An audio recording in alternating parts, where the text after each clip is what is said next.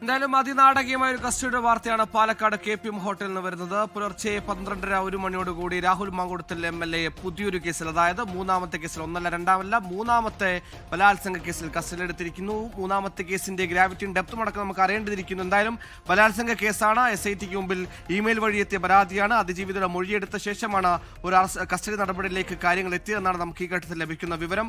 ആദ്യ രണ്ട് കേസുകളും സമാനമായ രീതിയിൽ SITക്ക് പരാതി എത്തുമ്പോഴേക്കും രാഹുൽ മാങ്കുടത്തിൽ MLA സ്ഥലം വിട്ടിരുന്നു. പിന്നീട് സുദീർഘമായ ഒളിവുകാലമാണ് നമ്മൾ കണ്ടത്. ഈ രണ്ട് കേസുകളിലും അറസ്റ്റ് ഒഴിവാക്കിയുള്ള സ്വൈര്യവിഹാരം ഉറപ്പാക്കിയതിനു ശേഷം മാത്രം പൊതുമധ്യത്തിൽ പ്രത്യക്ഷപ്പെട്ട രാഹുൽ മാങ്കുടത്തിൽ MLA കുരുക്കായി വന്ന മൂന്നാമത്തെ ബലാത്സംഗ കേസിൽ ഒരു മൂന്നാമത്തെ ഒളിവുകാലത്തിന് അവസരമൊരുക്കാതെ പ്രത്യേക അന്വേഷണ സംഘം പത്തനംതിട്ടയിൽ നിന്നെത്തിയ ഷൊർണൂർ ഡിവൈഎസ്പിയുടെ നേതൃത്വത്തിലുള്ള അന്വേഷണ സംഘം കസ്റ്റഡിയിലെടുത്തിരിക്കുന്ന ഏറ്റവും പ്രധാനപ്പെട്ട വാർത്ത, അതും വെറും കസ്റ്റഡിയല്ല, കൃത്യമായി രാഹുൽ മാങ്കുടത്തിൽ MLA നിരീക്ഷിച്ച ശേഷം, കൂടെ ആരും ഇല്ലെന്ന് ഉറപ്പുവരുത്തിയ ശേഷം ഈ രാഹുൽ മാങ്കുടത്തിൽ MLA ദിവസങ്ങളോളമായി താമസമാക്കി. അതായത് നേരത്തെ നമുക്കറിയുന്നത് പോലെ തെരഞ്ഞെടുപ്പ് ഘട്ടത്തിൽ, ഉപതെരഞ്ഞെടുപ്പ് ഘട്ടത്തിൽ പാലക്കാട് ഒരു ഫ്ളാറ്റ് സ്വന്തമാക്കിയത് രാഹുൽ മാങ്കുടത്തിൽ MLA. പിന്നീട് ഈ പറയുന്ന ബലാത്സംഗ കേസുകളുമായി ബന്ധപ്പെട്ട് SITയുടെ പരിശോധനയൊക്കെ ഫ്ളാറ്റുകൾ നിരന്തരമായപ്പോഴേക്കും റെസിഡൻഷ്യൽ അസോസിയേഷൻ രാഹുൽ മാങ്കുടത്തിൽ MLAക്കെതിരെ രംഗത്ത് വന്നിരുന്നു.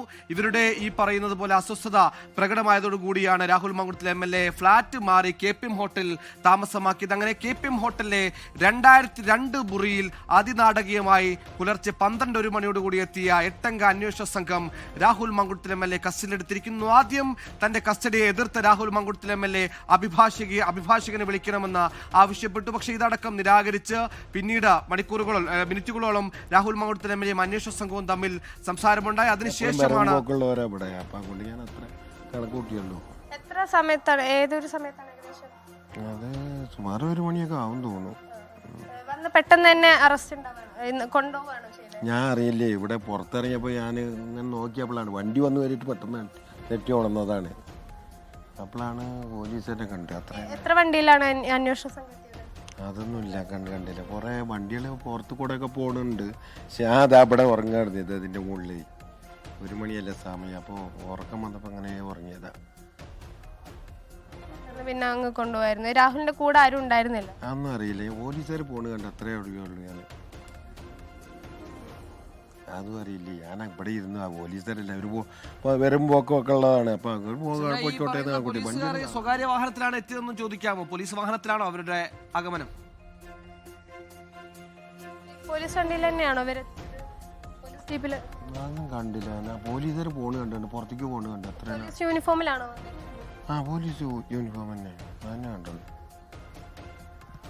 സുഹേൽ, എന്തായാലും അതാണ് ലഭിക്കുന്ന വിവരങ്ങൾ. അതായത് ഈ ഷൊർണൂർ ഡിവൈഎസ്പിയുടെ നേതൃത്വത്തിലുള്ള അന്വേഷണ സംഘമാണ് എത്തിയിരുന്നത്. അതിന് മുൻപ് തന്നെ ഈ SIT ഉദ്യോഗസ്ഥർ മഫ്തിയിൽ ഇവിടെ കഴിയുന്നുണ്ടായിരുന്നു. പക്ഷേ ഷൊർണൂർ ഡിവൈഎസ്പി അടക്കമുള്ളവർ പോലീസ് യൂണിഫോമിൽ തന്നെ എത്തിയാണ് രാഹുലിനെ. സുരക്ഷാ ഉദ്യോഗസ്ഥന്റെ സെക്യൂരിറ്റി ജീവനക്കാരൻ പറയുന്ന അനുസരിച്ചാണെങ്കിൽ ഈ പറയുന്ന അന്വേഷണ സംഘം അല്ലെങ്കിൽ പോലീസുകാർ ഹോട്ടലിനുള്ളിൽ ഉണ്ടായിരുന്നില്ല. ഏതാണ്ട് 1 മണിയോടുകൂടി അവർ പുറത്തുനിന്ന് എത്തിയ ശേഷം കസ്റ്റഡിയിൽ എടുത്തു എന്നാണ്. പക്ഷേ അപ്പോഴും നമുക്ക് സംശയമുയർന്ന കാര്യം, ഈ ഘട്ടത്തിലേക്ക് ഹോട്ടൽ അവരുടെ നിരീക്ഷകർ ആരെങ്കിലും ഉണ്ടാകണമല്ലോ. കാരണം രാഹുൽ മാങ്കുടത്തിൽ MLAയുടെ കൂടെ ആരുമില്ലെന്ന് ഉറപ്പുവരുത്തിയ ശേഷം എപ്പോഴും ഉണ്ടാകുന്ന സ്റ്റാഫ് അംഗങ്ങൾ തിരിച്ച് MLA ഓഫീസിൽ എത്തിയെന്ന് ഉറപ്പുവരുത്തിയ ശേം റിസപ്ഷന് മുമ്പിൽ റിസപ്ഷനിസ്റ്റ് അല്ലാതെ മറ്റാരുമില്ലെന്ന് ഉറപ്പുവരുത്തിയ ശേഷം ഇങ്ങനെ എല്ലാ ഈ പറയുന്ന ഡയറക്ഷൻസും ഒക്കെ പാകത്തിന് ഒത്തുവന്ന ശേഷം മാത്രം അകത്തേക്ക് കയറിയാണ് അഡ്വാൻസ് ചെയ്താണ് കസ്റ്റഡിയിലെടുത്തിരിക്കുന്നത്. അതിനർത്ഥം ഇവരുടെ ഏതൊരു നിരീക്ഷകൻ അവിടെ ഉണ്ടായിരുന്നു.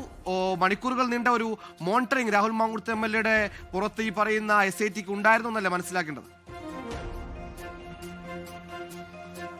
തീർച്ചയായും സുഹേൽ, അത് തന്നെയാണ്. ഈ ഷൊർണൂർ ഡിവൈഎസ്പിയുടെ നേതൃത്വത്തിലുള്ള സംഘം അർദ്ധരാത്രിയോട് കൂടി അല്ലെങ്കിൽ 12:30-1 മണിയോട് കൂടിയാണ് എത്തുന്നതെങ്കിൽ പോലും രാഹുലിനെ നിരീക്ഷിക്കാൻ വേണ്ടി പ്രത്യേക അന്വേഷണ സംഘം പാലക്കാട് ഉണ്ടായിരുന്നു, KPMൽ ഉണ്ടായിരുന്നു എന്ന് തന്നെയാണ് നമ്മൾ മനസ്സിലാക്കുന്നത്.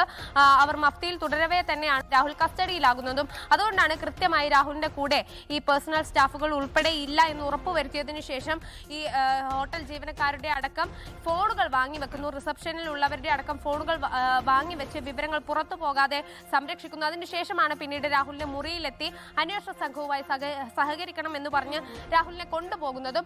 എന്തായാലും ഇതിൽ ഈ അന്വേഷണ സംഘം അതീവ രഹസ്യമായി തന്നെ നീങ്ങിയത് കൊണ്ട് പെട്ടെന്ന് തന്നെ രാഹുലിനെ പിടികൂടാൻ കഴിഞ്ഞു എന്നുള്ളതാണ്. കാരണം നേരത്തെ ഈ ആദ്യത്തെ കേസിലൊക്കെ യുവതി മുഖ്യമന്ത്രിക്ക് നേരിട്ടെത്തി പരാതി നൽകുന്ന ഘട്ടത്തിൽ അത് വലിയ വാർത്തയാവുകയും ചർച്ചയാവുകയും ഒക്കെ ചെയ്തെങ്കിൽ അതിന് നിമിഷ നേരങ്ങൾ കൊണ്ടാണ് പിന്നീട് രാഹുൽ പാലക്കാട് നിന്ന് മുങ്ങിയത്. അതുവരെ വളരെ സജീവമായി മണ്ഡലത്തിൽ ഉണ്ടായിരുന്ന ഒരു MLA നിമിഷ നിമിഷ നേരങ്ങൾ കൊണ്ട് പിന്നീട് കാണാതാകുന്നു. 2 ആഴ്ചയോളം ഒളിവിൽ തുടരുന്നു.